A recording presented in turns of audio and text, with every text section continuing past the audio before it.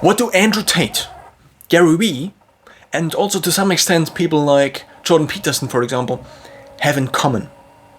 It's this principle that whoever these days, at least in the internet, screams the loudest, most controversial thing gets the most attention. And this is a principle that is still kind of in our operating systems as humans, I guess, to actually pay attention to these people. And now I think this creates false incentives because the goals actually are not very aligned. Let's say you are Gary Vee and your views go down. Then I think what people like him, or let's take just Andrew Tate as a very good example of this behavior, you just take everything you want to say. This is the thing you want to say. And then you add just random, outrageous things on top of it. Now, the outrageous things could also be part of the core message. But I think the problem arises is that when you additionally just say outrageous things, even though it is not your core message. With Andrew Tate, for example, nobody really knew what exactly was part of his strategy to just say outrageous things in order to gain and gather attention, and what was actually his core message. Did he actually have a core message apart from people, or apart from trying to sign people up for his course? Questionable. So now, what happens is that I mean, the same is true for people like Gary Vee, even though there are many very good things Gary Vee, I would also argue, says, and the core message is not really bad.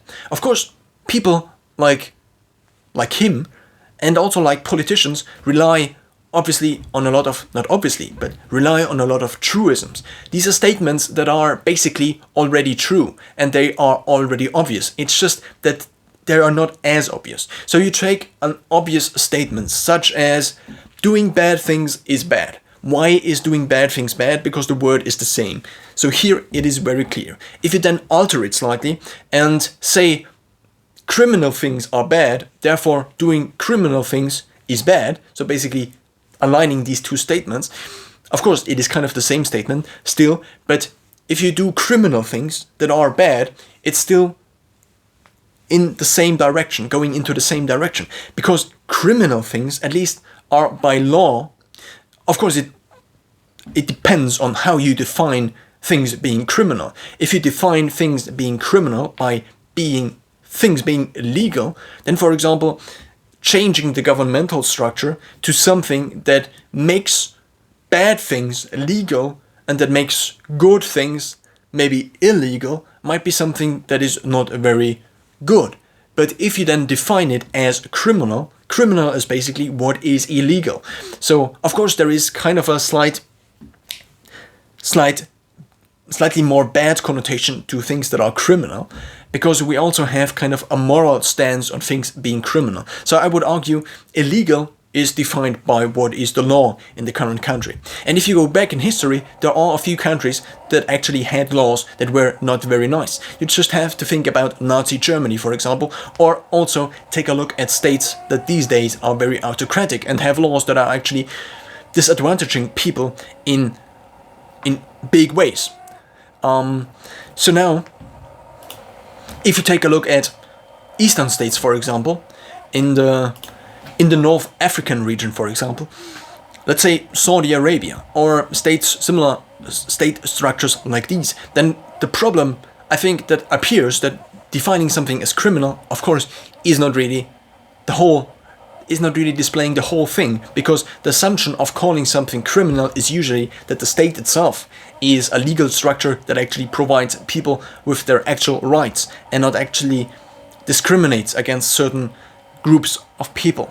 So now back to what these people actually use. And I would argue this is the same for many other parts. It's basically a principle that is applied again and again and again. Whoever screams the loudest things, and also the loudest, most controversial things, gets the most attention. The same is true for people who are on Twitter. Because you only can argue very shortly, and because you therefore have to somehow cramp your argument together into something that is very short, and therefore reducing maybe the complexity of an argument into something that is less complicated, but there is a spectrum of being very accurate and being very short, and this spectrum is basically a trade-off. So if you want to be shorter and shorter, you eventually have to trade off or trade in the accuracy. And what this results in is that basically imagine a room where people are only allowed to speak in 2 sentences. Let's say it's just 2 sentences. And these 2 sentences have a certain character limit even. And now everybody, the whole argument is based on people just saying 2 sentences. And then you say 2 sentences and then the other person says 2 sentences and you can only reply in 2 sentences. And nobody is basically ever allowed to listen to somebody else because you instantly have to reply. Of course, you can just sit there and listen, but if you want to speak, you only have 2 sentences. And this is basically what Twitter is. It's just digital. And additionally, now people have an incentive to speak up. Why?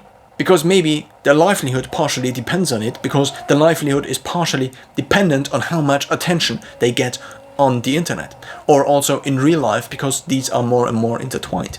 So now the incentive that is there is that in this room where everybody is only allowed to speak 2 sentences, of course this is only true for Twitter, but I think this trend to make things shorter and shorter is something that is not only obviously for Twitter, but it also is for video. Let's just think of TikTok, YouTube Shorts, and so on. So making things shorter and making things shorter can result in making things more clear. And sometimes it just cuts out unnecessary chunks of the argument that actually weren't relevant. But most of the time, I would argue that the shorter something needs to be, the more things you have to cut out. I mean, this is again a truism, but if you have to cut out things, you might just have to cut out things that are actually relevant. So now, the incentive structure now behind many of these social media platforms is that the more attention you have, the more money you get. Therefore, you can potentially make this into a career. So therefore, if you have a stance on an opinion on something and you just make it 1% more controversial, maybe 2% more controversial, maybe 5% more controversial, then I would argue that it doesn't linearly grow. So your attention doesn't linearly grow, but with every more controversy, with every more percent of controversy you add to your opinion, to your stance, you actually increase the overall attention you get, probably in maybe not an algorithmic, but an exponential function even. So now there is this incentive. If you want to make things on the internet, you need to have attention. If you don't have attention and people who watch you, then you probably have better.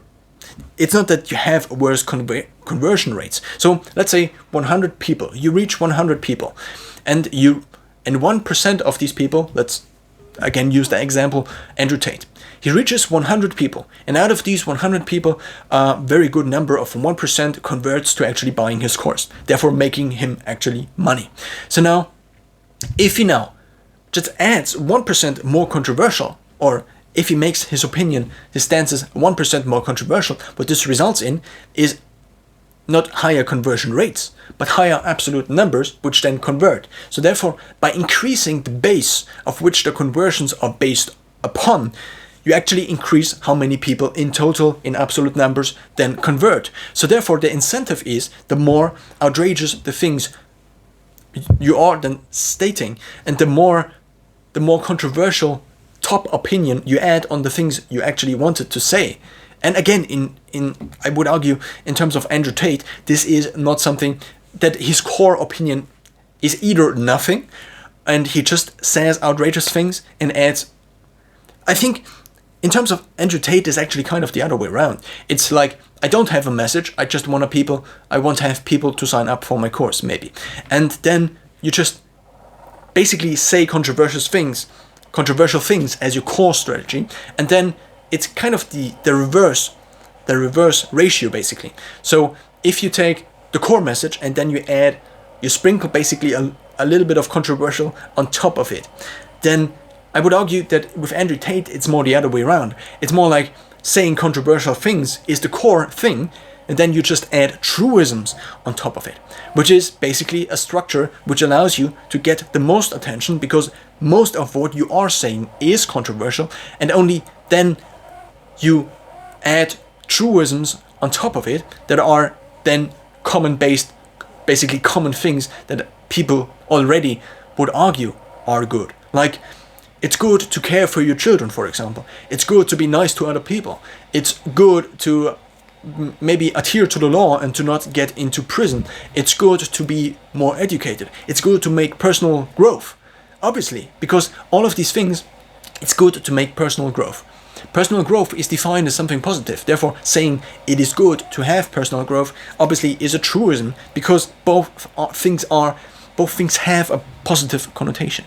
So now, the incentive structure currently is incentivizing people who want to make money by having attention in any way, is that they add more and more controversial things. I realized this with myself in the beginning, and also now, and also with everything I say. If I say something that is kind of controversial in the beginning, like a controversial statement, and even though I then resolve the controversial statement within either 60 seconds or within 10 minutes or maybe even within an hour, I need to have something in the beginning of the video that kind of catches your attention. And the less I do something like this, and the more I begin with the basic problem we have, as that's already kind of clickbait speak.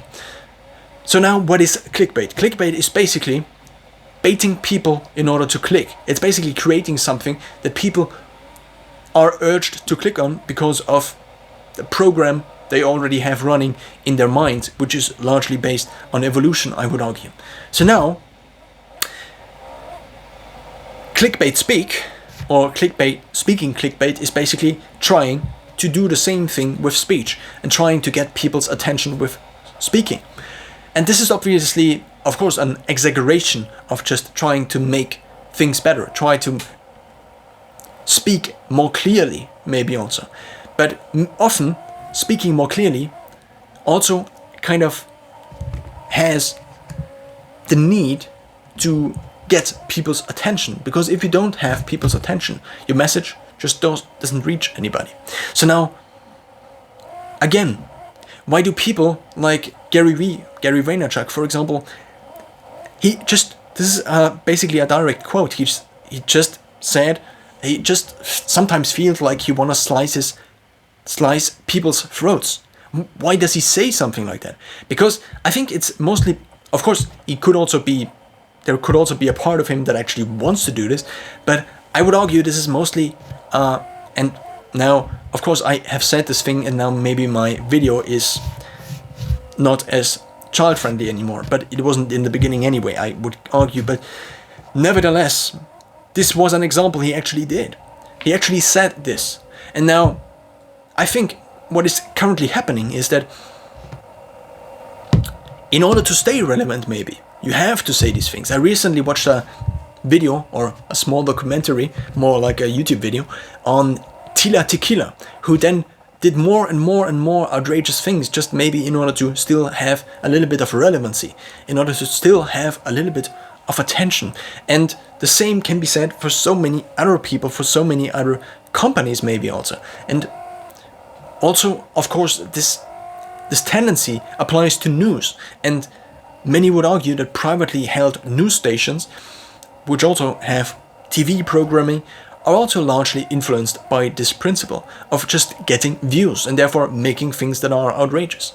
A recent example of this is that Olivia Wilde, an actress and now also director, maybe she directed also things before, she made a movie, and now she said in an interview, apparently, that one of the characters in her movie was based on Jordan Peterson.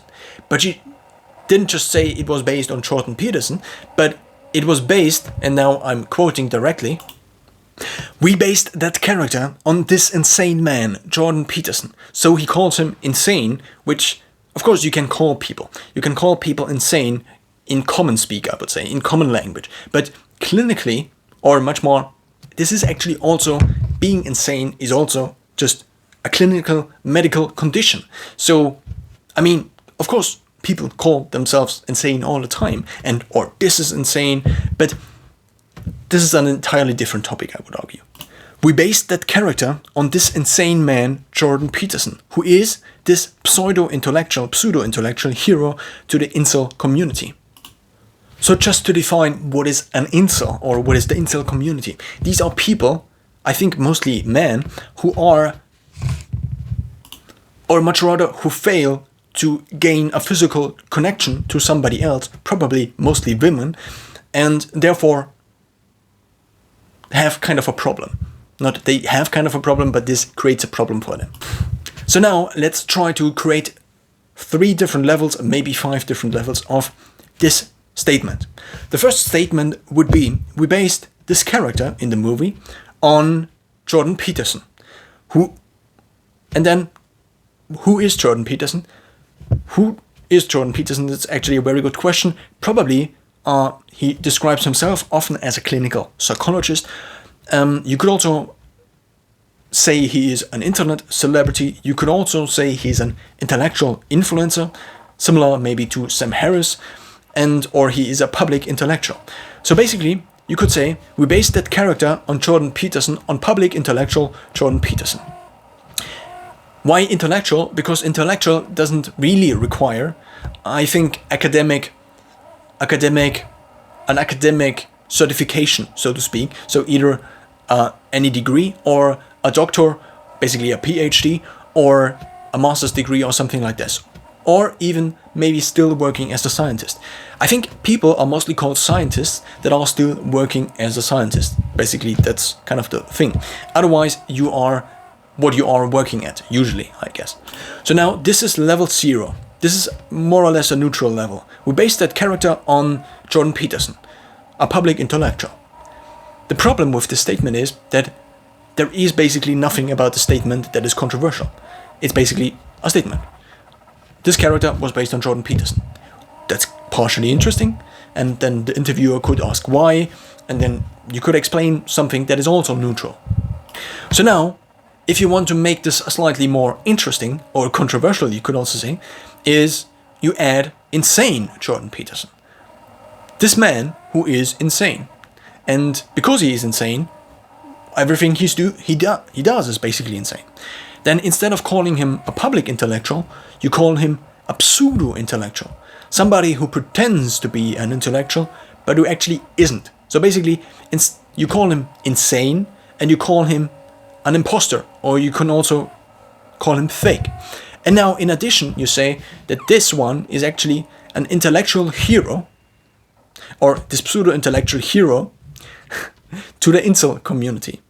I mean, maybe that's actually not something that it makes things more controversial, because she is not directly stating that Jordan Peterson is this pseudo-intellectual, but he is the pseudo-intellectual hero to the incel community. So basically, she's saying that the incel community is having these assumptions about Jordan Peterson, but she isn't, which is actually, I think, a good trick in order to make the statement without actually connecting the statement to yourself, to something that you said, but you're just saying they said this about him, or they probably perceive him like this. So now let's try to create a level 2. We already know what level 3 looks like, but level 2 would maybe be like, we based that character on this controversial man, or on this controversial intellectual, Jordan Peterson, who seems to be is, I think, less controversial than stating who is, because she doesn't know that he is. Olivia Wilde just observes what is, and then makes a claim about what is. So therefore, stating something that something seems, just might be a little bit better. On public intellectual Jordan Peterson, who is, or who seems to be, a pseudo-intellectual to the incel community. This would maybe be level 2, and then level 3, you just add is instead of seems to be, and you just replace public intellectual Jordan Peterson with this insane man Jordan Peterson, and say the pseudo-intellectual afterwards. So now, the whole thing gets headlines. People are speaking about it. I heard about it because Chris Williamson Chris Williamson podcast, basically. So a man who creates a podcast, and this podcast is named Modern Wisdom, but his YouTube channel is also his normal name. So he actually made a video about this, and this is how I found out about this. So now different people are, like me now also, are making videos about this, whether this is about clickbait speech or about how incentives of the internet don't align, or just how she said this probably in order to get some headlines about this and to actually create attention for the movie. I actually watched the trailer for the movie now, and I wouldn't even have been interested if I didn't read this thing, not read, but if I didn't watch this video of Chris Williamson talking about this. So apart from talking about this, she now also says controversial things about she had to cut out scenes that seemed to be too obscene for the actual trailer, and she had to cut them out. This is also something like she's basically trying to add the controversial spice to the movie interviews she currently does in order to create more attention. And then if she has more people who actually know about the movie, not a larger percentage, but if the same percentage who knows about the movie converts at any given fixed absolute number of attention she gets, then the more attention she has, the more people will watch the movie and therefore make the movie financially successful. So therefore, there is an incentive to now add as much controversy to this as possible without damaging her lifelong reputation. And this is not a really nice game to play.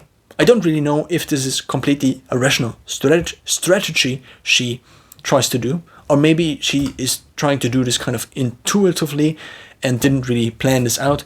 But I think imagine that if you trying to make a picture, so trying to make a movie over the time span of maybe 1 or even 2 years, and then this finally comes out, and you invested so much time in it, hundreds, thousands of hours. You took probably a huge financial risk. Other people are relying on you for being paid. You already maybe paid the actors, and you actually now have to make the money back. And I would argue that then having something like an interview is not something you just do like this, but you're actually trying to prepare what you are saying. And therefore I would argue this is actually a strategy she implemented, and this is the result of this strategy. The same spectrum of trying to be more controversial in order to gain more views, to gain more attention, and life, and basically the trade-off between this and having your career basically and your name destroyed is something Andrew Tate also did.